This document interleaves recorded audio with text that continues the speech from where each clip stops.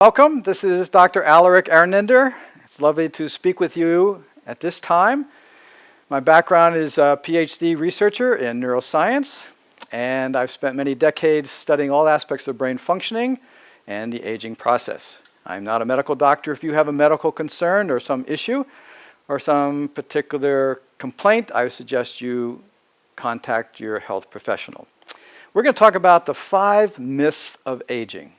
Now, everybody wants to age well. In fact, it's one of the main components, especially with the boomers, of how can I extend my life with high quality as long as possible to enjoy all that I've accomplished in this beautiful world around me.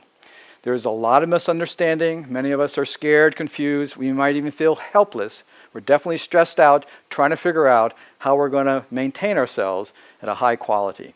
There are 5 myths to the aging I'm going to briefly summarize here.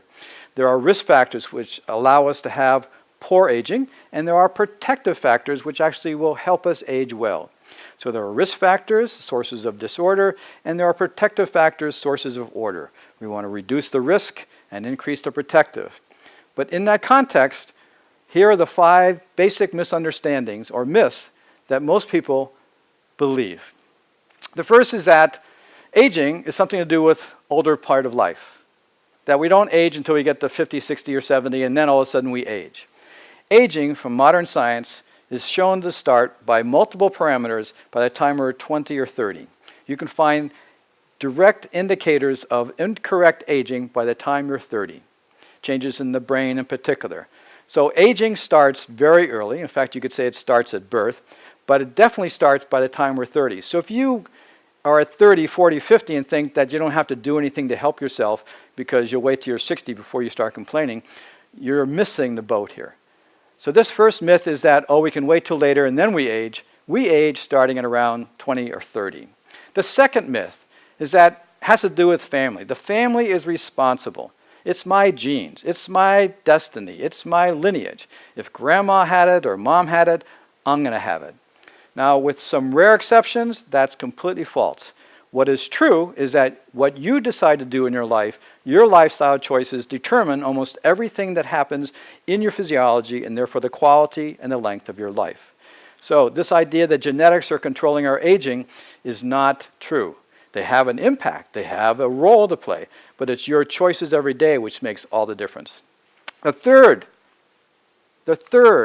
mystery, or the third myth, if you want, is that these waste products we hear about, this plaque in the brain, this sticky, toxic stuff, that's the problem.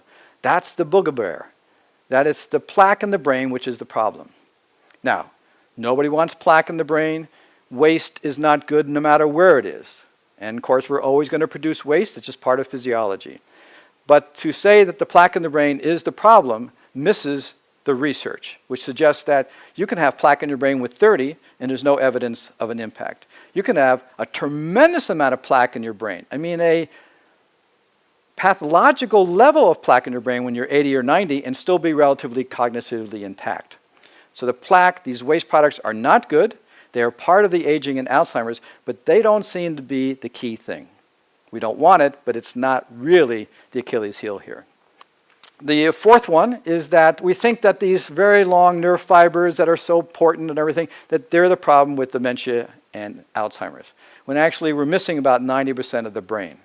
90% of the brain are not like that. They're called glial cells. They're the mother element. They're the nourishing, balancing elements. Most likely, and research and theories are catching up with this, that the glial cell is the primary problem in how we age and how our neuronal cells, which are doing most of this information processing, how they function. So the myth is oh, these beautiful nerve cells we've been so enchanted with, they are the problem. They are a problem, but probably the preceding problem are these glial cells and their balanced metabolism or imbalanced metabolism. And fifth, the last myth that we have, is that somehow modern technology is going to save us. Somehow somebody's going to come up with a pill and it's going to allow us not to have any of these problems. Now, obviously, since the last real breakthrough I think we've had in modern science was back in the early part of last century when they discovered antibiotics. Since then, there hasn't been much of a breakthrough in modern medicine. We're really good at surgery, we're really good at interventions in that way, But after antibiotics, there hasn't been a lot to actually accelerate or improve the quality of life. So modern technology, modern medicine, does not have a lot more to offer than your grandmother did 100 years ago. Eat well, get some exercise, get good rest, don't be so stressed out, take care of yourself. Grandma was right. The doctor is going to tell you the same thing now in the 21st century. So these were the 5 myths. I want to give you the fundamentals of how to create a youthful brain. A youthful brain means stopping and reversing the progressive disconnect related to aging. Aging is progressive disconnect. You want to increase the order and prevent that disconnect. Lifestyle is absolutely key. Your whole brain function needs to be supported, the glial cells and the neuronal cells. And finally, everything you can do to create order in your life, to create coherence, integration in your brain will make the biggest difference. Your brain runs the show, and you're running your brain. Make decisions like creating an opportunity to start meditation, which has been shown to create the most coherence in the brain, which creates the most reversal of the aging process.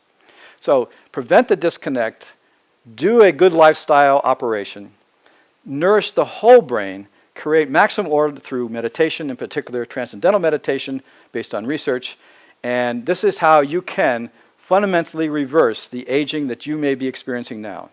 So why do we age poorly? Because we make poor decisions. How do we age well and create a youthful brain? We increase the order by every opportunity we have. So let us help you. We have research-based solutions, knowledge. Get diet, get your exercise and level of mind and body, and use the proper supplements. Come to our website, www.anti-agingcompany.com. Look at the videos we have on the web. We have webinars and e-zines. We have lots for you, knowledge, how to create the most youthful brain, how to reverse the aging process, and really live a long and beautiful and happy life. So I invite you to do that, invite you to contact and be with us as you move along with us all together. So thanks a lot for joining us, and enjoy that youthful brain.